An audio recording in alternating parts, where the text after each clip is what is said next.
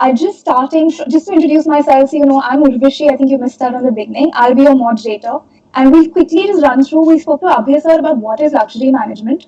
And then we moved on to the concept where he said that it's a wider term. Luxury, when people they say fashion. They talk about Gucci, they talk about Chanel, they talk about Mercedes. But they don't miss out on the point that it's cuisines, it's hotels, and you are in the field of hospitality. So, can you talk about a little bit of the connection between luxury and hotels? Because we all love staying in wonderful hotels and resorts. It's absolutely, beautiful. But can you talk about this aspect of luxury management and hospitality?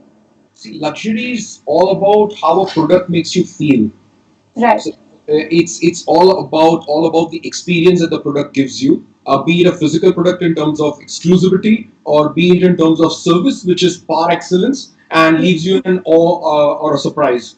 So Right. what's very critical is to understand how to get the parametric difference between what's luxury, because what's luxury to a particular TG is not going to be luxury to another TG. So for Exactly. somebody, let's say a Hyundai would be a luxury, and yet another TG, a Mercedes, still may not be a luxury, because they'll be looking for a Maybach, or they'll be looking for a Rolls Royce or a Bentley. So it's all Exactly. luxury is very very subjective. It's you cannot say one size fits all. So for some, Louis Vuitton is a luxury, and it's an Yeah. aspirational luxury for a lot of people. It's luxury for a lot of people, but for some people, Louis Vuitton is not a luxury. Goya is a luxury. Yeah. For them, Louis Vuitton is like been there, done that. I used to have Louis Vuittons 20 years back, and I've Yeah. got every collection. Now what? So now they're going for a Goya, or they're going for a custom bespoke made bag. So it's luxury is very very subjective. Exactly. So that's a very interesting point that you brought about. For different people, luxury is subjective, and people look at it from different perspectives. But I think one thing that stays constant in luxury is the importance of a brand and the importance of the quality of the service or the product that you offer. So what is sometimes, when we look at a product, we look at a clothing item from a very high luxury brand, and then we look at a fast fashion like a Zara. It's not very different. It's similar. A t-shirt won't look drastically different. The quality, the cotton will be similar. So where do you start bringing about the difference that we are going to stand at a different level? We are luxury versus we put ourselves at a higher pedestal versus the other brand. Where does that difference come about? So I think the world is now more than ever before moving towards democratizing luxury. Yeah. And that's something that's very very interesting and fascinating, and that's what brands like Zara and Michael Kors have done a fab job. They Yeah. have democratized luxury. Not only Zara and Michael Kors, but there are a lot of brands that have done that. Yeah. It's a whole different ball game when you democratize luxury, because you're reaching your TGs far wider in its base, and that's Right. what we Della have been doing. So if you look at Della Resorts, Della Adventure, everywhere we are trying to get in luxury. We are trying to make luxury more affordable. Yet there is a niche segment, and it's democratized. So our 5 star is not beyond the reach of people. It's Right. it's a very strong concept. It's got a very strong brand recall. It's got a very strong service angle. Yeah. Similar, we are now setting up a chain of retail stores with 2,500 products, and we've been exactly trying to emulate what Zara and Michael Kors have done within the segment of apparel. Is what we are trying to do in the segment of interiors. We want to democratize interiors. It should not be that you need to come to a gym industry to design one house. I'd rather have my concepts designed, Yeah. and maybe 1,000 people across India buy that concept. So you are democratizing that. So Tom Ford designs, but Tom Ford is not designing for a particular person, bespoke, unless you are one of the top celebrities in the world. So Tom Ford Absolutely. products are fantastic, and everybody across the world can consume what he's designed. So democratizing design is where the new mantra is. There is no element of snobbishness. There is element of value for money. Yes, Zara to some people is expensive. A Yeah. 4,000 rupee dress in India is expensive, but Yeah. it's not a 4 lakh rupee dress of Louis Vuitton. So Yeah. you still have the same flavors. You have the cut. You have a similar trend. You have a fabric. You have the feel. You feel special. It's unique, and Yeah. yet it's us. That is what fascinates me about luxury. So we are putting a 50,000 square feet showroom where we are displaying 2,500 products, all democratically designed. So we are not in the cheap segment, and we are not in the super expensive segment, but trying to position the brand and make it aspirational and make it affordable for some, aspirational for some. So your kind of confluence of both the categories coming into one. Wow, so that's fantastic. And this establishing the brand, I think so. In this, I would like to ask, and I think a few people would have a question: is that when a new brand enters the market and they decide to enter it in a luxury sphere, how tough is it? Because when you see older brands that have legacy behind them, like when you say Coco Chanel, it has the legacy of the lady behind her. When you talk about Taj Hotels, it's been here for ages. But when some new brand enters, like you talk about Off-White in the US, it's a relatively newer brand, but it's a luxury brand. Similarly, in India, we have newer brands that are entering straight away into the luxury sphere. How tough is it? So It's both of you can give us insight. extremely difficult to create a new luxury brand. Yeah. You need to create that element of awe, surprise with your product attached, and there are too many criterias with it. But one thing is very categorically clear in today's day and age: there has to be steam and dum in your product. The fake snob value rubs out. A lot of people spend 90% money on their marketing activities and creating the tamjam around a brand, whereas the brand in itself has no value. Right. People should be able to see perceived value in a product or a Right. service. If that perceived value is very strong, it will create a brand positioning of it being aspirational, affordable to some, aspirational to some, and put you in a certain segment. But if that product doesn't have the steam and lacks the basic finesse, so let's say a case in point, what has Steve Madden done in the world of women's shoes? Yeah. It's a brand. What has Tom Ford done in the last 10 years? How has Gucci redefined itself in the last 5 years? From where Exactly. it was a dwindling luxury brand that everybody was trying to move away from to the Exactly. sought after brand after the new designer takes over. Yeah. So it creates a huge element of me wanting that product, and that product is happening. But the product has to have steam. There has to be a story behind it. There has to be a narrative behind it. Because if that Exactly. narrative is not there, the brand lacks the story. So if Mercedes didn't have a narrative, let's say China produces a duplicate Mercedes, which they do, and positions across, would you want to buy it? You would not. Even if they Right. have all the same features and it's at half the price, you would still not want to buy it. Because the Exactly. narrative is missing, the legacy is missing. Now, if you're trying to create the same legacies in new generation brands, so we created Della in the last 10 years. Della Resorts, Della Adventure, Della Data, everything has been created in the last 10 years. But Exactly. anything that's created today has a minimum story of 5 years behind it. So any Yeah. concept that gets known to you today has a story and a legacy of minimum 5 years. It takes that kind of a time period for it to arrive. And Right. then when you sustain the brand, so Moet Yeah. Hennessy has sustained the brand. Louis Yeah. Vuitton has sustained the brand. They renovate themselves non-stop. Look at what Alexandro has done with Gucci. Yeah. In inventing the entire brand and getting the sexes mixed up and having a very unisex kind of an appeal. And Yeah. there's a whole new vibe, the butterflies, the bees, the flowers. Yeah. It wasn't Gucci. Gucci was a very gentleman's kind of a brand before he took over. Uh, Exactly. so, so it's very, very critical that people understand the difference. It's not an easy job to create a brand and an aspirational luxury brand. Very difficult. I would say put 90% of your effort, money, and focus and energies onto the product.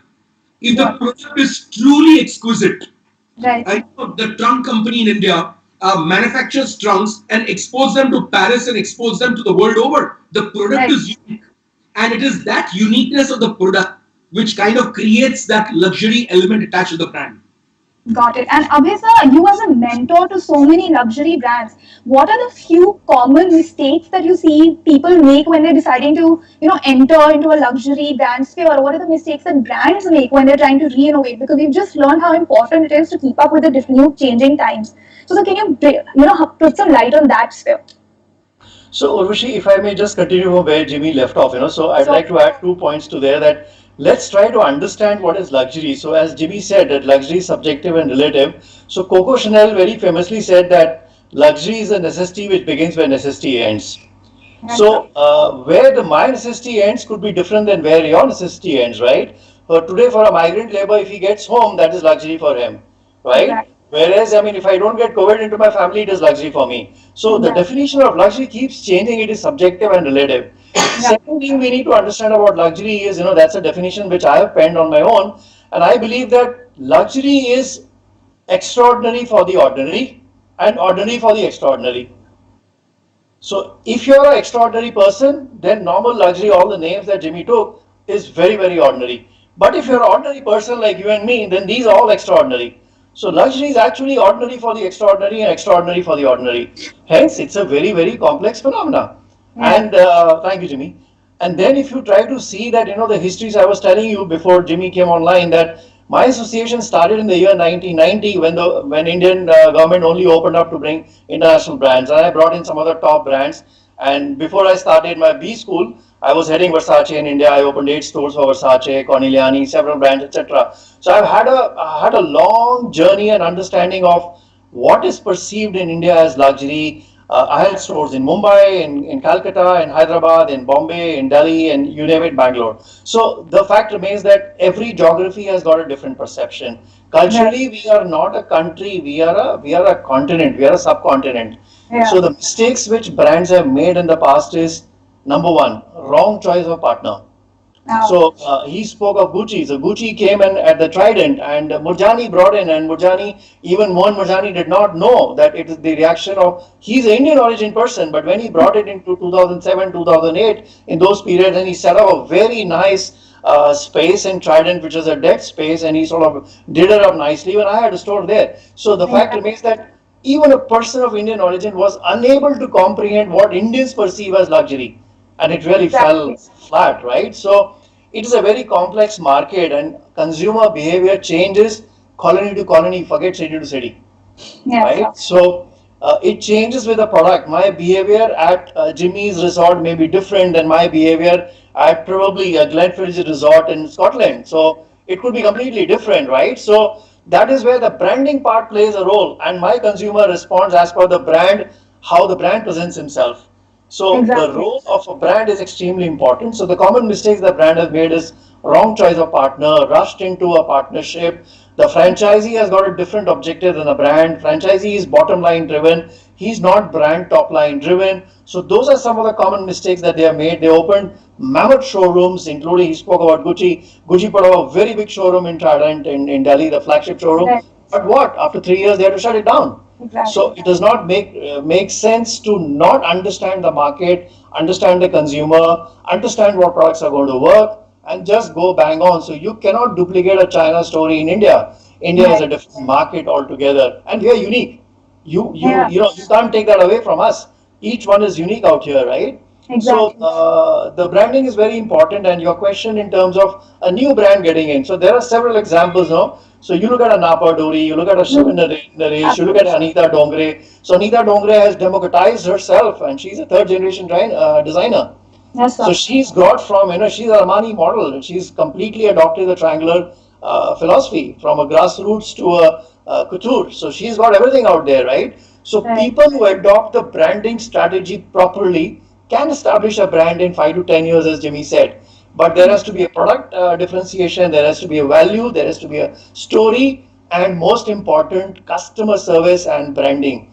Now, Every t-shirt has to have a story behind, right? It just cannot absolutely. be, I like red color, so I'm making red color t-shirts. It's not what you like, it's what the customer is going People. to like. Yeah.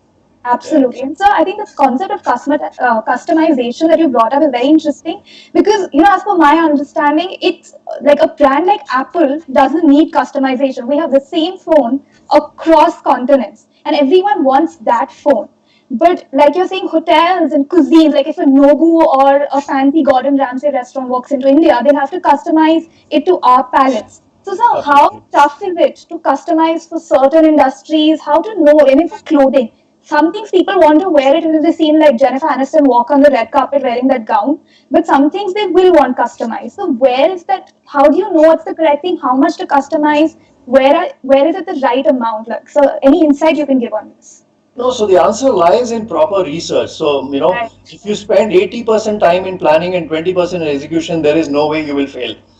You will not have what Jimmy Mistry faced, right? So perhaps it was the other way around. There was 80% spent on communications and 20% spent on planning. So had it been the other way around, we wouldn't have been trying to say, hello, can you hear me? Hello, can you hear me?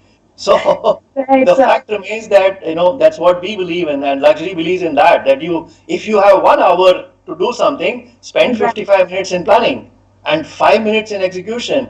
You have to go into minor details because in luxury, you're dealing with a cash rich, time poor customer. And we heard Jimmy telling his team, wasted 15 minutes. Yeah. That Absolutely. 15 minutes is worth certain amount of value, right, Jimmy? Absolutely. Absolutely. I think so. We've learned our lesson from our conversation. But so coming to the current circumstances, with COVID happening, how has it impacted? So, for example, the hospitality sector. I'm sure it must have taken some sort of an impact, some sort of a hit. So, how are you coping? What is the future that you see? With social distancing still happening, and it's need of the hour. It's need of the few months actually. So how will you change? How do industries, hotels, how do they look at this? What do we So expect in the future? we had done a deep-rooted research and coronavirus and impact on Indian luxury, and there was a panel discussion which I had organized, and I had people from all sectors. So we had Kapil Chopra from Postcard Hotels on the panel with me. So what I understand in the hospitality space is what is happening is the social distancing norms is reducing the per square foot space available per guest. So if I had a 1,000 square foot restaurant and I had say 100 packs restaurant, it's suddenly now reduced to a 30 packs restaurant, which means I have to redo the layout, I have to give more spaces. But how am I going to still maintain the same top line? So Yeah, technology is coming into play. You have to pre-book your slot. You just cannot walk in like we Indians. We like to walk in and we think we own the world. But you have to respect other people's time. yeah, That is where we lack, right? So the minute we start respecting each other's time, I think all our problems are solved. So you have to pre-book your slots and you say, I'm going to be there at 6. You better be there at 5 to 6. Otherwise, you're not going to get that slot, right? So it happens in the restaurant business. It happens in, let's say, very top places like a Bukhara or something. You can't walk into a Bukhara and say, hey, I've come in with 10 friends, give me a table. It doesn't happen that way. You have to absolutely. pre-book, you have to be there before and advance. They got a waiting area. You can have a beer while you wait for your table, right? Absolutely. So that's customer service in terms of respecting, right? So that is where technology is playing in. People are pre-booking their slots. Menus are becoming touchless. You have to pre-order your food. It is coming on trolleys where there's no contact, touchless. You pick up the food yourself and then you eat it, and you have to finish within that slotted time and go away. So those are certain technological changes which are being brought in. We can go on, sector by sector. I can tell you what changes are coming in, and it's huge. Right. That Absolutely. So, and Jimmy sir, so what some light can you shed on this with respect to you've been in the hotel business, you've seen it evolve, you've seen it change in India. Where do you see the future is? See, the hospitality is going through a very, very tough time, and it is going to go.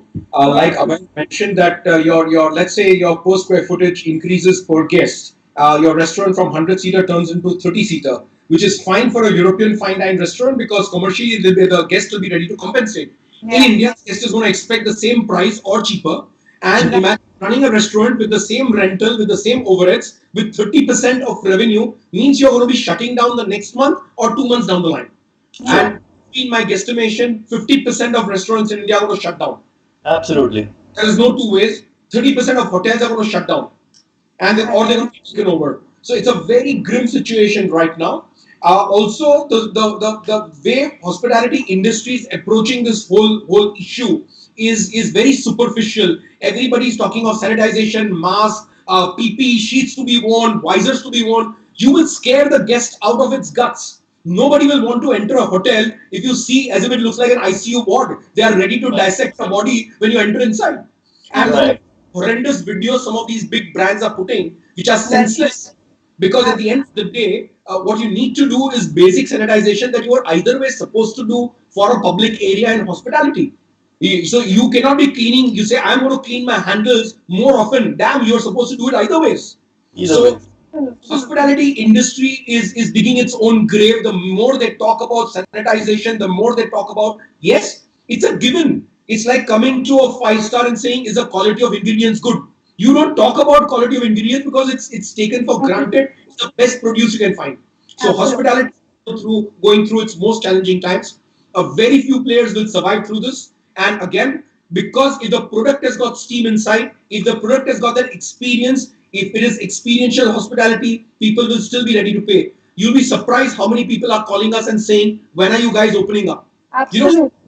so the confidence, we don't need to, we've not put up a single video on sanitization till now. The confidence is a given. If Della is a responsible organization, it will do everything in its rights to protect the guests to come there. We don't need to really go blow our trumpet talking about it. Absolutely. Talking about how we are itching to get families together, how we want families to be reunited, how we'll take care of the elderly, how will we make the moment special. So our energy is being focused on areas that are important to people post lockdown, and not onto just sanitization, sanitization, sanitization. So Absolutely, sir. I think that's Completely the agree power with you. of branding. So that's the power of branding. So Della has established itself. The brand is already communicating what the customer wants to hear. He doesn't need to reinforce that, right? Totally, sir. So And that's sir, why when brand plays a very key role. credible brands like Della, I don't think we have a lot to worry about when it comes to our health. I think we just go there for the experience, for enjoying. And so we're running a little short on time, but we just want to thank you to provide insight on where luxury looks like in India post COVID and even how it's evolved over the times. So I would just like to wrap up the session now, but thank you so much, sir, for your time. I'm sorry, Jimmy, sir, about what happened in the few minutes. We're very sorry, but we're very grateful that you came and brought in some very valid points on how people can look at luxury, how they can establish their brand. You too, Abhay, sir, it's been absolutely great. And thank you so much once again. Thank you, thank you. Pleasure, Thank Pleasure, you. Jimmy. you. Jimmy, I'd like to connect with you offline too. How can I connect with you, Jimmy? I will forward my contact details to you through the organizers right now. As soon as the session finishes, Perfect. would love to Look catch up. forward. Thank Thank you. you. Thank you. Thank you, Bye. Bye, sir. Rishi. Have a nice day. Wonderful. Thank you. Thank you. Bye. God Thank you. bless.